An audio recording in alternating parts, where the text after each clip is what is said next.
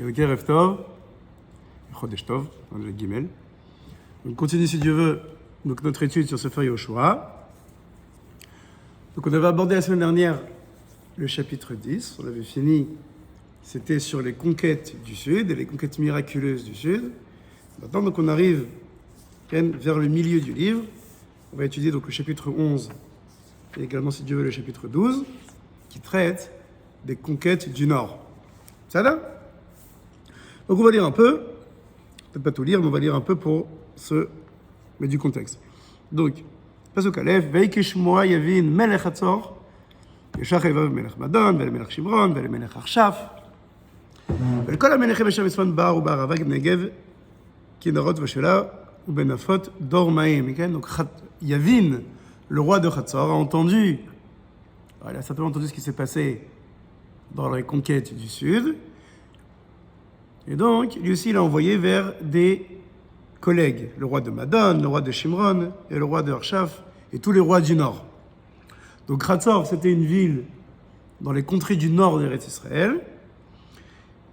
Et le roi de cette ville comprend que, ok, les bénis d'Israël ont conquis le Sud, maintenant il faut les contrer, et ils organisent une coalition des rois du Nord contre les bénis d'Israël. Donc on a vu la semaine dernière les rois du Sud contre les bénis d'Israël, maintenant c'est les rois du Nord. Donc ils sont sortis de toutes leurs armées, Imam Amrav, un peuple énorme, gigantesque, comme le sable qui est sur les plages. La Rov, ils avaient des chevaliers, des chevaux et des chars en nombre. Ces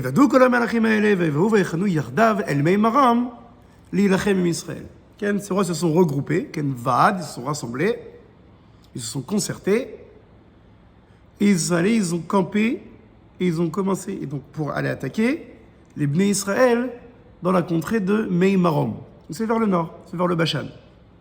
Si Dieu veut, la semaine prochaine, on aura, j'essaie d'avoir l'atlas biblique de Da'at Mikra pour la semaine prochaine, donc on aura on pourra mieux se focaliser, plus se localiser de toutes les guerres et surtout de toutes les répartitions de territoire qui se fera dans la deuxième partie du Sefer. Il y avait. Donc on a une coalition des rois du Nord qui s'organise contre les Bnei Israël. Pasuk Zayin, Pasuk Vav, ואומר די יהושע אל תירם מפניהם, כי מחר כעת אנכי נותן את כולם חללים לפני Israël. Donc l'Éternel, il encourage Yeshua, il leur dit n'aie pas peur, car demain je les livrerai tous comme ça morts aux mains d'Israël. Et là très important, et tsusehem teaker vet markevotem tisrof baesh.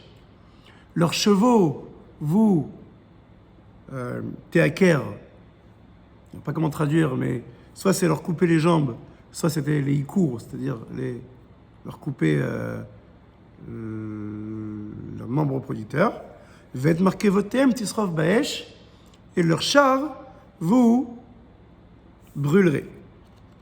Et ainsi fait Yoshua, vevokol Yoshua vecholam, amilchama imo, alehem el meimarom pitom, vapilou baem. Quand Yoshua ainsi fait, il est allé par surprise combattre ses armées et les a fait tomber. Vetnam Adonai beyad Israël, ve'akum ve'erdefu matzidon rabba, ve'ad misrofot hamaim, ve'ad bikat mitzpah Yericho. Donc l'Éternel les a livrés aux mains d'Israël, ils les frappèrent, ils les poursuivèrent jusqu'à Sidon Rabba, jusqu'au Misrefot Hamaim, donc c'est le territoire du nord, jusqu'à Bikat Mitzpah Mizacha, jusqu'à l'est, Vayakum Ad Bilti Ashir Lahem Sarid. Ils les ont frappés jusqu'à ce qu'il n'y ait plus eu de survivants. Vaz Lahem Yoshua Kasher Amarlo Adonai, Zem Iker Vet Markevotem Sarav Baesh.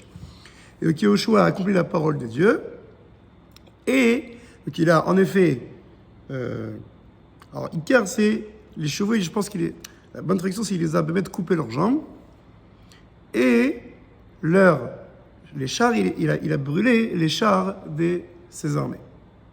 Il a fait. Et ensuite, donc le passage d'après, c'est Yoshua, une fois qu'il a vaincu les armées, il allait conquérir les territoires, il allait conquérir la première, donc la ville de Hatzor, qui était donc à l'initiative de cette coalition. Donc il allait en premier lieu conquérir la ville de Hatzor, Et aussi parce que c'était stratégique, c'était la grande ville de la coalition. C'est la grande ville du Nord, comme écrit, je lis Pasouk, Yudalev, qui Chatzor Lefanim, Irosh Kol Mamlacha Haele, car Chatzor était donc le Rosh Kol Mamlachot Haele, c'était vraiment la capitale, la ville centrale de tous les royaumes du Nord. Donc il a frappé là-bas tous les habitants et il a brûlé la ville de Chatzor. Et le pasuk précise qu'il a ainsi fait aussi aux autres villes.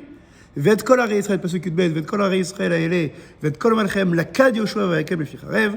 Donc Yoshua il a conquis toutes ces autres villes du nord et il les a frappées, comme l'a demandé l'Éternel à Moïse. Rak kol arim ha'omdot al tilam lo sarfam Israël. Zulate et Chatzor levada saraf Yoshua. Seulement, les autres villes n'ont pas été brûlées et anéanties, physiquement je parle, par les Bnei Israël, sauf Chatzor, comme on a dit. Chatzor, elle a été brûlée totalement. Pasuk Daled, vechol shalal harim haele ve'abema bazazul lahem l'Ibnei Israël. Donc, et tout le butin, les Bnei Israël ont pu récupérer de cette conquête du Nord. Ils ont anéanti tout le monde, comme l'a demandé l'Éternel à Moshe Rabbeinu, et ainsi a fait Yoshua. Je lis Pasuk. Donc ils ont conquis tous les territoires de la Shfela, du sud du Hermon, jusqu'à Bikat al-Levanon, jusqu'au sud du Hermon. Donc, fin du pasuk traite, Ved kol malchem lakad vayakem vayamtem. Et donc il a donc tous les rois, il les a frappés, il a anéanti tout le monde. Pasuk traite, Yamim rabim asa Yoshua et kol ha-melachim ha'ele milchama. Pendant de nombreux jours, Yoshua a mené ses campagnes et ses guerres contre ces rois du nord. Lo hayta ir asher ishlema el bnei Israël bilti achiv Yoshua Kivon. Donc il n'y avait aucune ville qui a donc pacté et fait la paix avec les Bnei Israël, sauf les Givonim, les Chivi, donc les Givonim qui siégeaient à Givon. Et à Kol la Krou Milchama, donc les Bnei Israël ont récupéré tous ces territoires pendant la guerre. Qui met et Adonai Haïta, les Chazek et Libam, l'Ikrat Milchama, et Israël, les Man Achimam, les Luté Yotem Techina, qui les Man Ashmidam, Kasher Tziva Adonai et Moshe. Donc, pourquoi est-ce qu'il n'y a que les Givonim qui ont fait la paix avec les Bnei Israël? Alors, il y avait une raison, on va expliquer ce point plus tard, il y avait une raison divine à cela, quelqu'un a écrit, car c'était une raison de l'Éternel, de les Chazek et Libam, de renforcer leur cœur, qu'ils ne puissent pas vouloir faire de pacte avec les Bnei Israël, afin de mettre les punir, qu'ils soient punis par les Bnei Israël. C'est qu'entre guillemets, Kadosh Baruch Hu a influencé le cœur des Kenaanim, pour qu'ils n'aient pas envie de pacter avec les Bnei Israël, pour qu'en effet les Bnei Israël les conquièrent et les anéantissent, parce que Kadosh Baruch Hu voulait anéantir ces peuples-là du fait de leur riche oltam, à cause de leur mauvais comportement. Il a fait. Et ensuite le pasuk parle Vevo Yoshua Baetaï Veikrot et Anakim Verou. On passera donc la fin du chapitre 11 et du chapitre 12, on en parlera juste après. Les Kitso. Donc on a ici une description, on va dire, régula. Il n'y a rien de merveilleux et de miraculeux dans cette territoire. C'est une réussite totale. Hein. Tout droit. Ça file droit. C'est une réussite totale. Les Bnei Israël ont gagné contre les rois du Nord. Ils ont conquis les territoires. Donc, sur ce niveau-là, il y a zéro problème. Justement, la lecture de ce Pérec, on doit absolument le mettre en parallèle avec les conquêtes du Sud qu'on a vues la semaine dernière dans le chapitre 10. On verra qu'il y a des différences majeures entre les deux, et justement, on va voir c'est quoi la signification de ces différences. C'est que la description des conquêtes du Nord est compréhensible, et le message qu'on veut nous enseigner est compréhensible à la lumière de la description qu'on a fait la semaine dernière des conquêtes du Sud. Il y a fait. Donc, il y a plusieurs différences entre le chapitre 10 et le chapitre 11, entre le Sud et le Nord.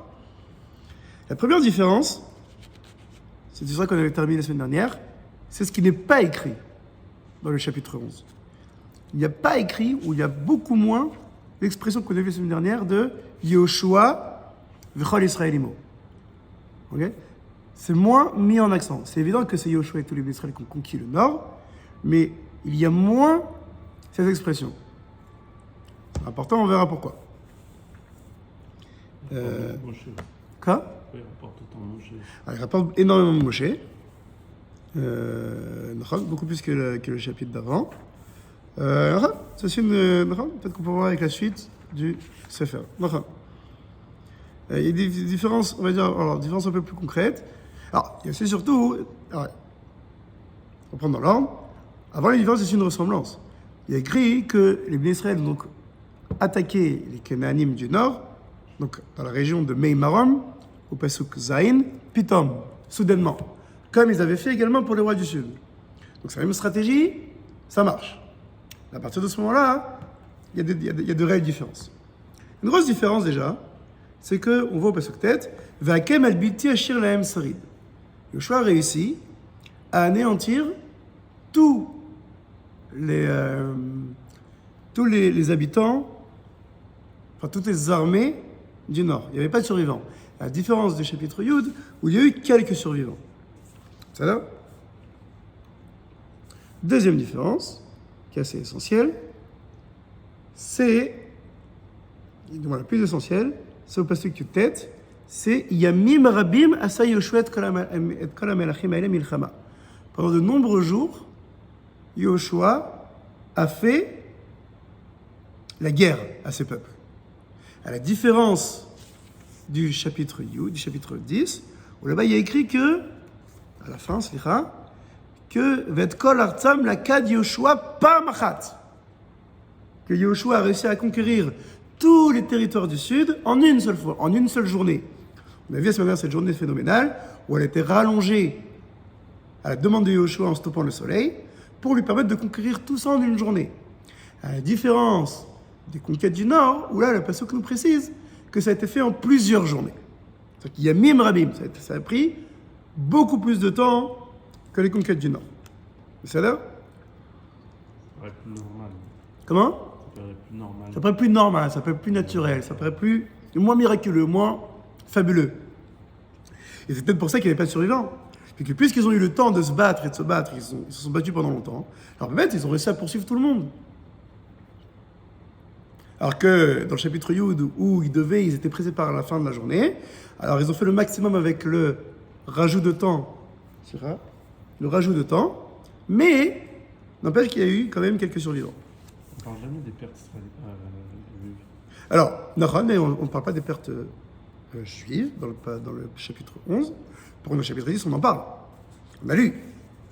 Chapitre 10, dans les conquêtes du Sud, il y a écrit que donc, au pasuk Kafalef, V'yashvu kolam amilchama Yoshua Makeda, tout le peuple, donc après avoir poursuivi les soldats du Sud, ils reviennent à Yoshua, donc au camp militaire, au QG à Makeda, Béchalom, en paix. Lo charatz livni Israël leish et leshono. Il n'y a aucun soldat d'Israël qui a charatz et leshono, qui a même sorti sa langue de soupir, d'essoufflement. C'est-à-dire que la conquête, elle était totale, elle était facile, elle était miraculeuse. C'est-à-dire? Alors que, donc on a, oui, un compte-rendu. C'est-à-dire que les Israël n'ont rien eu pendant la conquête du Sud. Il y a 0 dégâts, 0 victimes, 0 perte, mais j'ai envie de dire même 0 effort, avec un total de 100% de réussite. Alors que là, on ne dit pas qu'il y a eu des victimes ou des pertes juives, ça vire l'année, c'est très possible qu'il y en ait eu. Le pasuk, le texte, ne sent pas le besoin de nous dire combien il y a eu, mais comme disent les commentateurs, on ne peut pas s'imaginer une guerre où il n'y a pas de perte. Sauf si le pasuk nous le dit. Par exemple, dans les conquêtes du Sud. Donc, par exemple, c'est une bonne différence. C'est aussi une autre différence. Et enfin, une dernière différence, c'est au pasuk Yud Dalet qu'on nous précise qu'à la suite de cette guerre, les Bnei Israël ont pris pour eux le butin. Bazazou lahem Bnei Israël. Ils ont pris donc toutes les villes et tous les animaux, ils les ont pris pour eux, en tant que butin de guerre. À la différence des conquêtes du Sud, où c'est pas précisé. Ça, rien n'est précisé au sujet du butin. Ça, donc on avait ces ces différentes nuances et différences entre les deux prakim.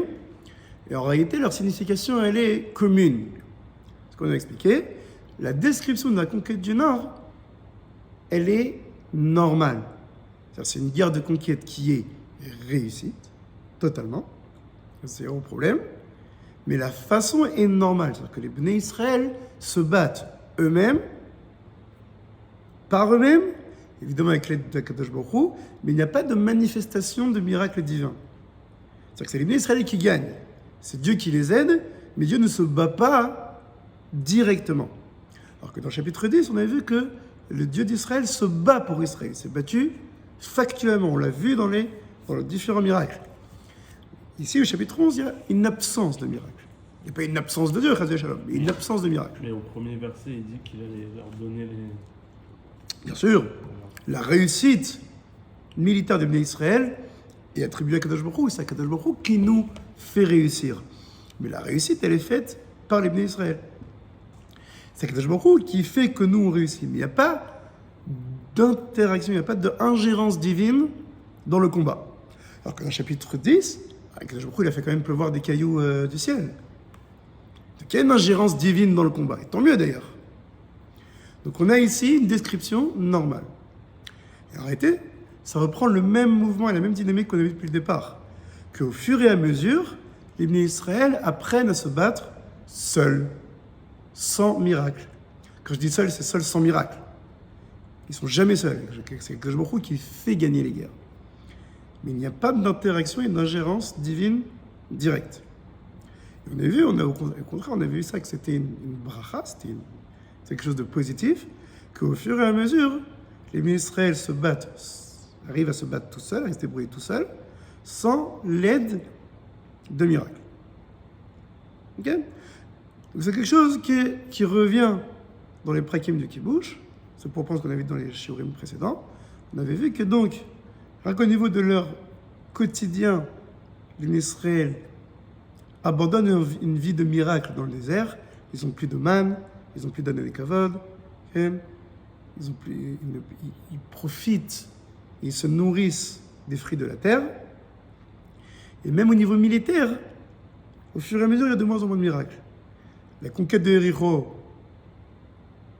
était miraculeuse, la conquête de Haï, du moins la deuxième, elle était normale. Et pareil au niveau des régions, la conquête du sud était miraculeuse, et la conquête du nord, elle est normale. Donc il y a tout un processus que l'Israël traverse pour acquérir en maturité militaire. Ok ? Et ainsi de suite. Et ça explique les grandes différences. C'est pour ça que le combat est plus long, il est plus laborieux, il y a mim rabim, okay? Il prend plus de temps, c'est normal, il n'y a pas de miracle qui vient terminer le combat en une journée. Donc il est plus long, il est plus dur. Mais, d'un autre côté, il paraît plus efficace. Parce qu'ici, on n'a plus de survivants chez les soldats du Nord, alors que dans la conquête du Sud, malgré que c'est une conquête phénoménale, il y a quand même encore quelques survivants. Donc est-ce que ça veut dire que c'est mieux ou pas ? Chacun se fera son avis, mais quand même cette différence. C'est-à-dire que malgré tout, on voit que ça porte ses fruits. De se battre pendant longtemps et de se battre sérieusement, et pas d'une guerre éclair.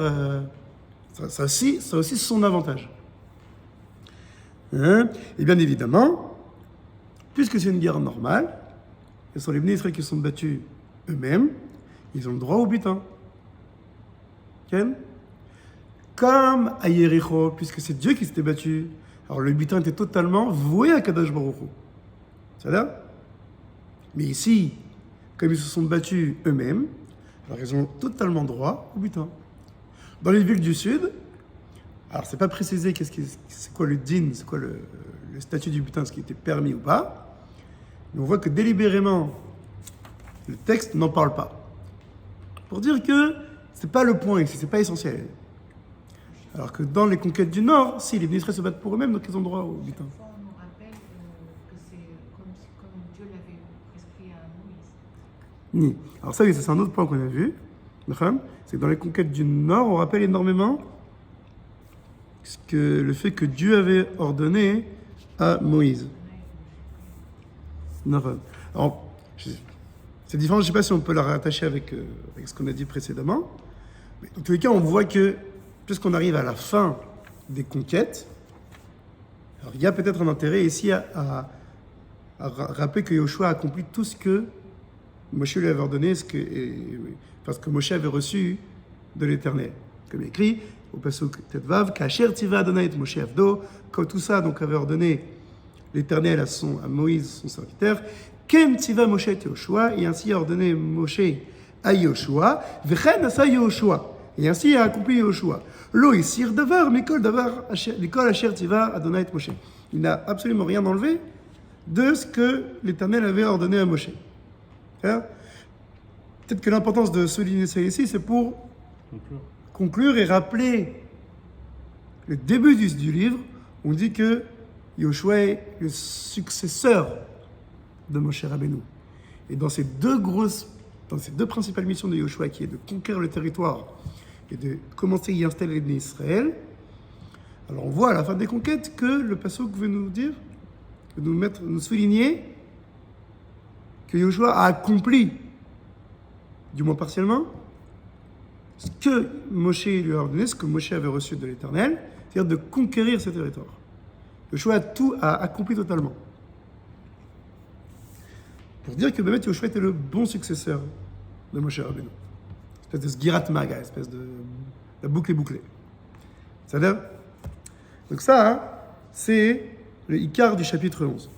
C'est nous signifier, nous montrer la possibilité d'une guerre normale. Dans la continuité du processus de normalisation des Bnei Israël en leur entrée sur leur terre. Quand je dis normal, évidemment ça prend avec des pincettes, on ne sera jamais normaux, mais on essaie de tendre vers une vie naturelle sur notre terre. Il y a fait. Ensuite, donc à partir du Passouk Kafalef, c'est on s'est arrêté, là on a plus des listes, des rishimot de conquête. Exemple, Ve'avo Yoshua ba'eta'i, Passouk Kafalef, ve'ekaret et anakim, min nahar. Il a donc conquis les géants qui siégeaient à Hebron, ou Mikol har Yehuda, et de toutes les plaines de Yehuda, de toutes les montagnes, des collines de Yehuda. Kan lo notar anakim be'aretz bnei Israël. Donc les géants, il n'y avait plus de géants dans la terre des Bnei Israël. Rak be'aza, be'gad ou be'ashdod nisharu, seulement à Aza, à Gat, à Ashdod nisharu. וגם יושע את כל הארץ ככל אשר דיבר אדוני אל משה, ונתן יהושע לנחלי בני ישראל כמחלוקתם משבטיהם, והארץ שקטה ממלחמה. Ken Yoshua a conquis tous les territoires que l'Éternel avait ordonnés à Moïse. Il les a donnés en héritage aux Bnei Israël, kemachalakotam, comme leur répartition. Les shiftehem, selon leur tribu, ve'aret shakta memilchama. Et donc, la terre, le pays, a eu une accalmie dans les guerres. C'est-à-dire que les guerres ont été finies. Les campagnes militaires des Bnei Israël ont pris fin avec les guerres du Nord. C'est ça là? Juste préciser, c'est quoi cette sorte de géants? Alors, il y avait des géants à Hebron, Kiryat Arba, Hebron. Il y avait là-bas 4 géants. Il y avait un géant et ses 3 fils. Donc ça fait les 4 géants, donc ça s'appelle Kiryat Arba. Et il restait, le pasuk précise qu'il y a des gens qui sont restés donc à Aza, et Gat et Ashdod. C'est qui ces géants? Alors on verra un géant très connu qui vient de Gat, Goliath, bien sûr. Donc ça on verra dans quelques semaines, quelques mois peut-être, si Dieu veut. Avant ça on a tous à faire toute la fin de Yoshua, Shoftim et toute la moitié de Shmuel Alev. C'est Yezman. Ok. Je tiens juste à préciser, voilà, le pasuk Kav Gimel, quand on dit que Yoshua a donné cette terre au Bnei Israël et que la terre était calme de la guerre, ça peut mettre la fin officielle des conquêtes. Il n'y a pas plus officiel que ça. Que la guerre est finie. Et c'est aussi la fin du chapitre 12, du chapitre 11. Le chapitre 12, quant à lui, va résumer les différentes conquêtes des Bnei Israël et ce jusqu'à la Shirat Yoshua, je vais montrer ça à la caméra, ce qu'on appelle donc le chant de Yoshua, c'est la liste des rois listés, l'un au-dessus de l'autre, comme espèce de louange, de chant, de liste, de compte-rendu de toutes les conquêtes que les Bnei Israël ont accomplies. Donc ce chant-là, c'est un peu une espèce de prologue, espèce de nispar aux conquêtes, c'est vraiment une louange à Israël, mais surtout à Kadosh Baruch Hu, sur les conquêtes. C'est vraiment un signe que c'est vraiment la fin d'un cycle, dans les livres du Tanakh, c'est comme une shira, c'est que c'est vraiment la fin d'une œuvre, c'est la fin d'une épopée, c'est la fin d'une mission, c'est la fin d'une vie, entre guillemets, c'est la fin d'un bout de vie. Par exemple, très connu, la shira de David, à la fin de Shmuel Bet, c'est vraiment une shira qui est très longue, qui prend plusieurs pages, une grande ligne et tout.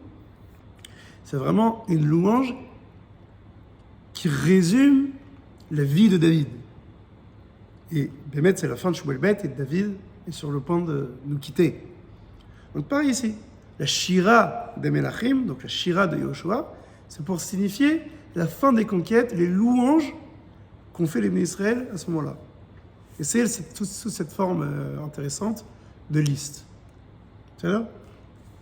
Donc le Perek Yud, c'est comme ça qu'il est construit. Donc, première partie, c'est les différentes conquêtes faites à l'époque de Moshe Rabbeinu, donc les conquêtes de l'Est du Jourdain, de Sichon Melech HaEmori, Veog Melech HaBashan, tout ce que Moshe Rabbeinu lui-même a conquis et a distribué aux tribus de Reuven, Gad et la moitié de Ménaché. Et donc, pour compléter le résumé des conquêtes, alors on reprend depuis le départ.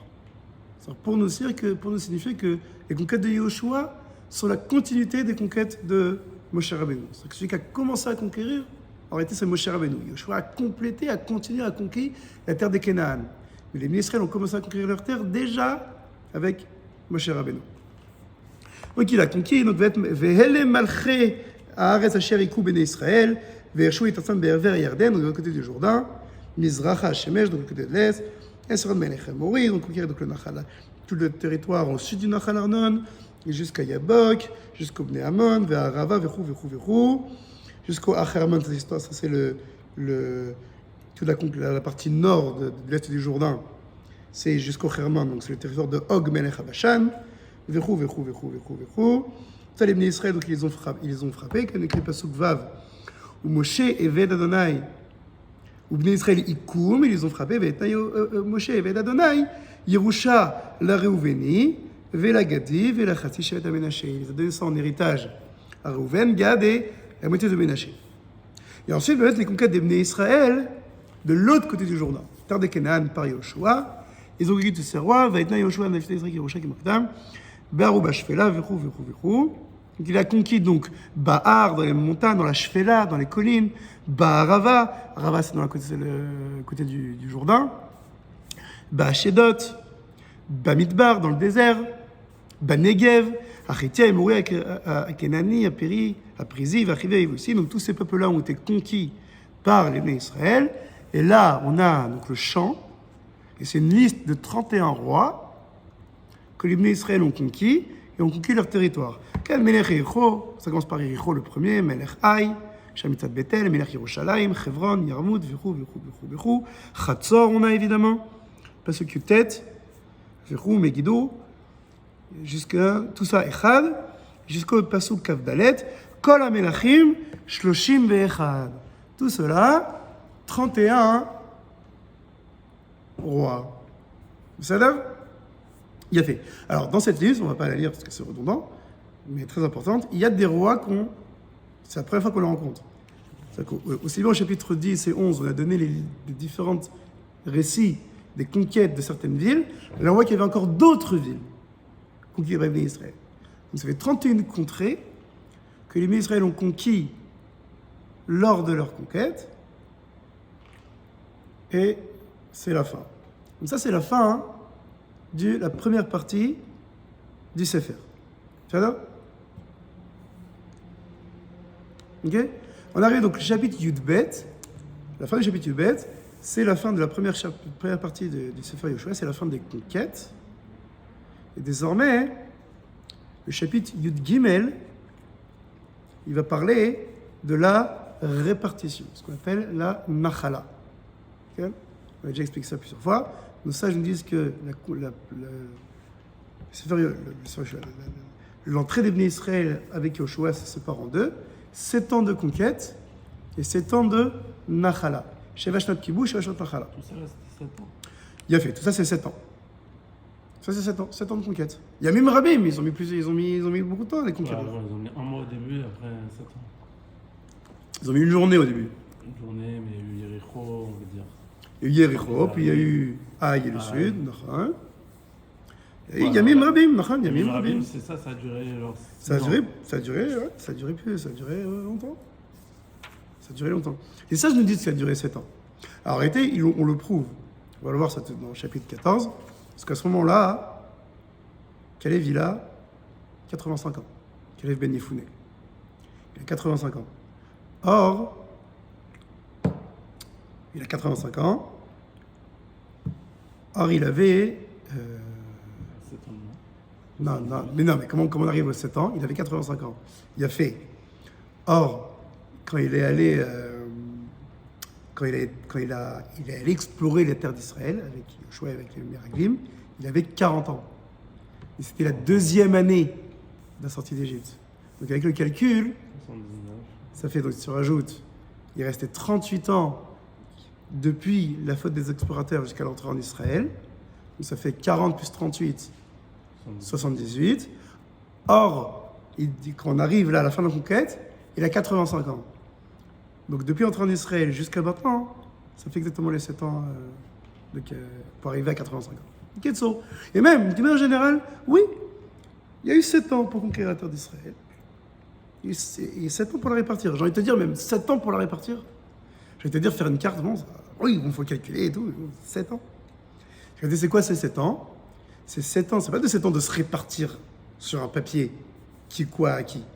Non, c'est 7 ans d'aller s'y installer. C'est-à-dire qu'on considère que s'installer et s'intégrer dans le territoire, ça a pris 7 ans. Et encore, c'est 7 ans au moment de 7 ans jusqu'à la mort de Yoshua. Tout le Sefer Shoftim, et tout le début de Sefer Shoftim, il continue sur la difficulté des Bnei Israël de se maintenir et de maintenir leur contrôle et leur shlita et leur souveraineté sur les territoires répartis. Déjà là, ça va être compliqué. Mais alors, au moment du début de Sefer Shoftim, c'est encore aussi très compliqué. L'expérience des Bnei Israël sur la terre est magnifique et parsemée d'embûches. Et franchement, ça vaut le coup. Comment ils vivent pendant 7 ans? Comment? Je ne sais pas comment ils vivent pendant les 7 premières années. Ils se battent, ils se nourrissent de la terre. Ils s'installent déjà? Je suppose que oui, je suppose que certains commencent à cultiver. S'ils se battent pas tous les jours. Alors ils ont le butin des villes. Hein. Ouais. Et les tribus qui sont à l'est, eux ils sont installés? Les femmes et les enfants. Ouais. Les soldats sont avec les Bnei Israël. Ouais.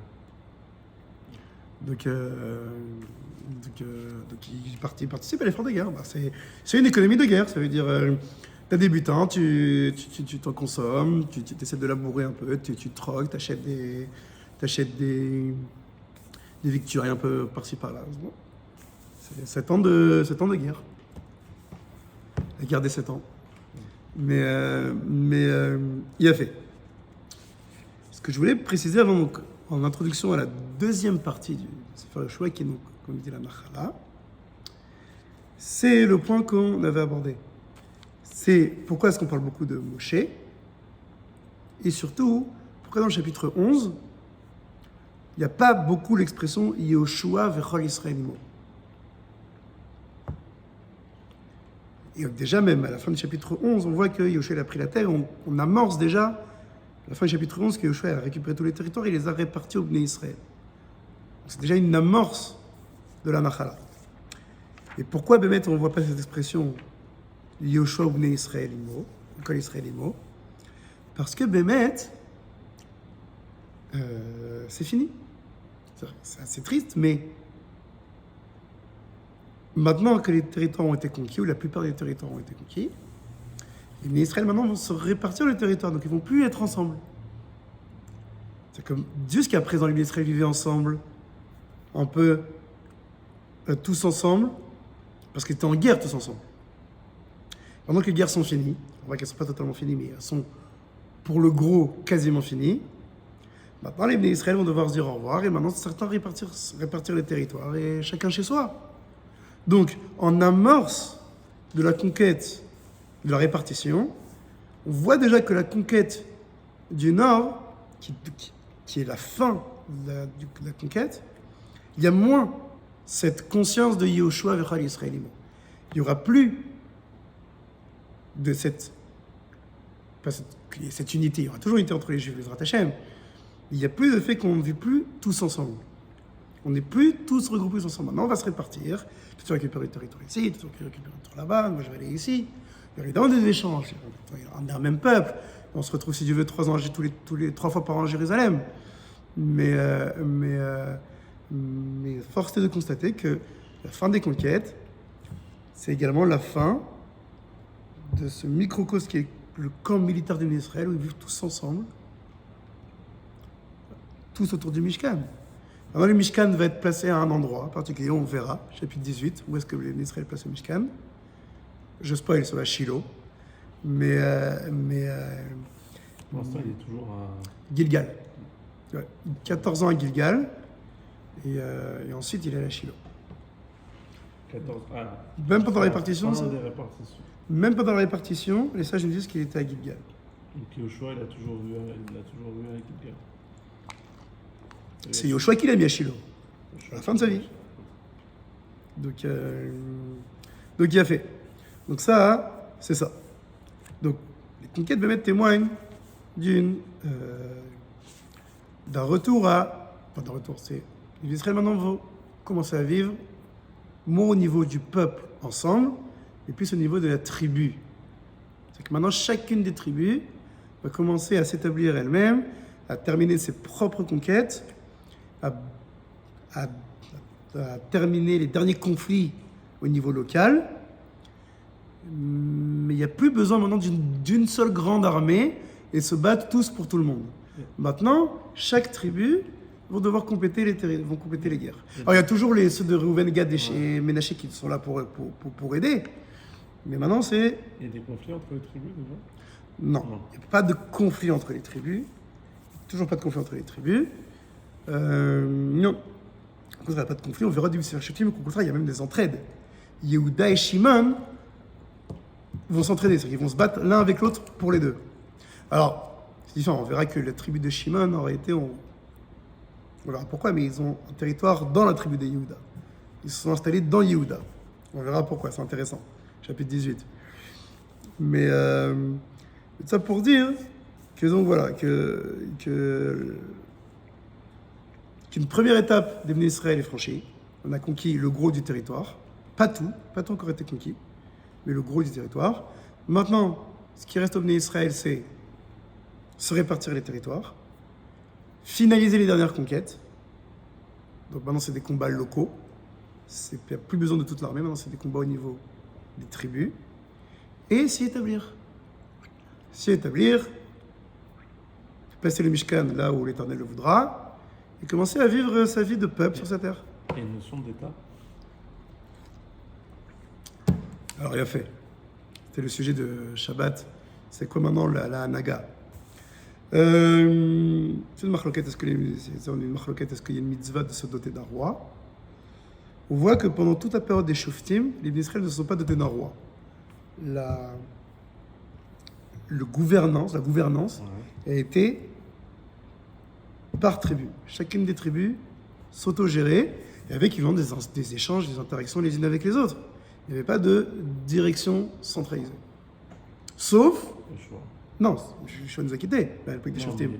Sauf à l'époque de Yoshua, celui qui était le chef charismatique, et sauf au Beth Amikdash, enfin, sauf au Mishkan, où là c'était un seul Mishkan et un seul service, et des seules fêtes pour les Bnei Israël. Pendant les 4... Là, ils vont se répartir les territoires. Il y a quand même un gouvernement central qui répartit les territoires. On verra. Donc il y a une sorte d'État. Non, il y a Yoshua et Eliezer à Cohen, et Lazare à Cohen, qui vont se répartir ça, avec Raché Avot Amatot, les Israël, avec les différents dirigeants des tribus. J'ai un conseil comme ça. Voilà, un conseil des sages. C'est dit. Non, c'est vrai, c'est évident, parce que puisque on va distribuer les territoires aux tribus, alors il y a besoin que chacune des tribus puisse être représentée dans cette répartition. Et on verra, mais cette répartition, elle est divine. Il y a un tirage au sort fait. Parce que c'est Dieu qui a décidé qui aurait quoi. On verra la semaine prochaine, je ne vais pas trop en parler, on verra la semaine prochaine, comment les ministres se sont répartis les territoires. On verra une marloquette dans les Mefarshim, les commentateurs, comment la terre doit être répartie entre les différentes tribus. Il y a plusieurs avis. On va notamment l'avis de Abrabanel, Rabbeinu Yitzhak Abrabanel, et on continuera à étudier. J'essaierai, si Dieu veut, la semaine prochaine de ramener un atlas pour essayer de montrer un peu les différents territoires. Évidemment, on ne va pas lire tout, parce que la deuxième partie du livre, c'est beaucoup de géographie, c'est beaucoup de villes, c'est beaucoup de frontières, c'est beaucoup de descriptions de territoires. C'est extraordinaire. Franchement, si vous voulez étudier ça avec un atlas à côté, c'est enrichissant au maximum. Et dans le contexte de ce cours, pour ne pas trop alourdir, on va lire les psukim les plus essentiels. On va dire ceux qui, dans la répartition, parlent des récits, des différentes peut-être frictions qu'il y a eu avec les Israël, encore d'autres conquêtes qu'il y a dû avoir. Mais les listes netto de territoires qui sont essentielles, on va lire quelques-unes, mais on va plutôt le décrire et le survoler. Parce que sinon, c'est vraiment dur à lire. Bezrat Hashem. Semaine prochaine, on commence après le chapitre Yud Gimel, la répartition enfin de notre terre. Et Adam Netzach, comme on dit. Chazak ou Baruch. Et plus longue la